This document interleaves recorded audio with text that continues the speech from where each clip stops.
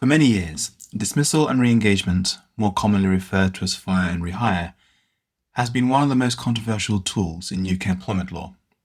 Some employers have historically used it as a pressure tactic, dismissing employees. Now that approach has significantly changed. In July 2024, the government introduced a statutory code of practice on dismissal and re-engagement. Employment tribunals are now required to take the code into account when considering relevant claims, and where an employer has unreasonably failed to follow it, compensation can be increased by up to 25%. The purpose of the code is clear. It's designed to ensure that dismissal and re-engagement is used only as a genuine last resort, following proper consultation, transparency, and real effort to reach an agreement. Employers are expected to engage constructively and not impose change by threat or surprise. At the heart of the code is the requirement for early, open, and meaningful consultation. Employers must share as much relevant information as is reasonably possible, and they must do so at an early stage.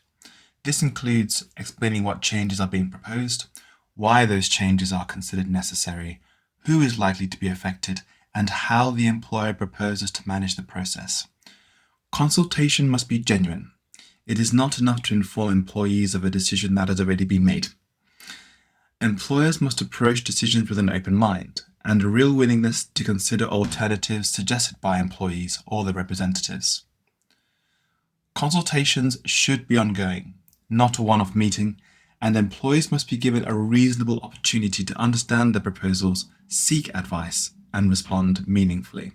Tribunals will look closely at whether a consultation was real or simply performative.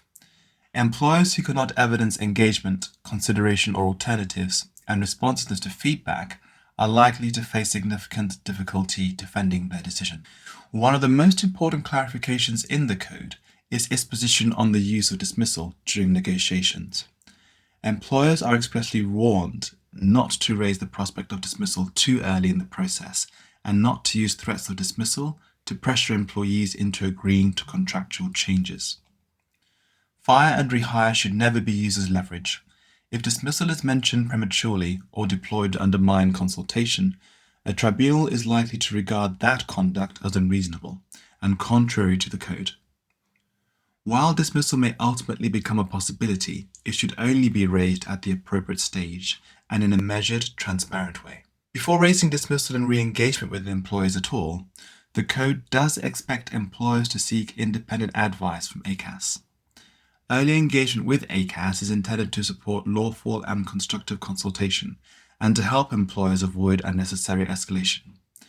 Failure to engage with ACAS may be taken into account by a tribunal when assessing whether the employer has acted reasonably in following the code. The code repeatedly emphasizes that dismissal and re-engagement must only be used once all reasonable alternatives have been explored.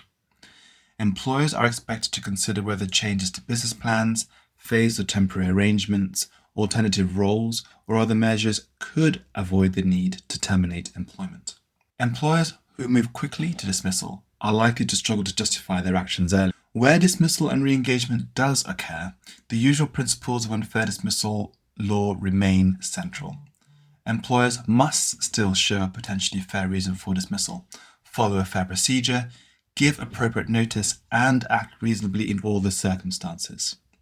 The code does not replace existing employment law obligations. Instead, it reinforces them, and it raises the standard of conduct expected of employers navigating contractual change. Clear documentation is essential. Employers should retain records of consultation meetings, information shared, alternatives considered, and the reasoning behind key decisions. A strong paper trail is often the difference between a defensible process and a costly tribunal claim. Although the code does not create a standalone cause of action, it does have real force. Where an employment tribunal finds that an employer has unreasonably failed to comply with the code in a relevant claim, such as unfair dismissal, it may increase any compensation awarded by up to 25%. Now, the code applies whenever dismissal and re-engagement is being considered, regardless of the number of employees affected. It doesn't apply where redundancy is the only option under consideration. However, where redundancy and dismissal and re-engagement are both being explored, the code will apply in full. So what does this mean for employers?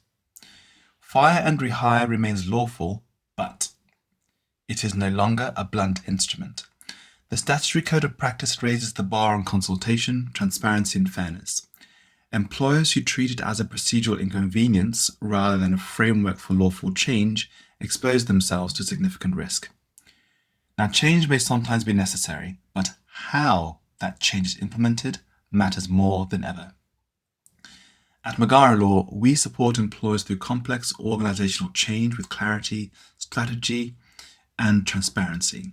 We help you build the business case, plan and run compliant consultation processes, engage with ACAS where required, and create a defensible paper trail that stands up to scrutiny.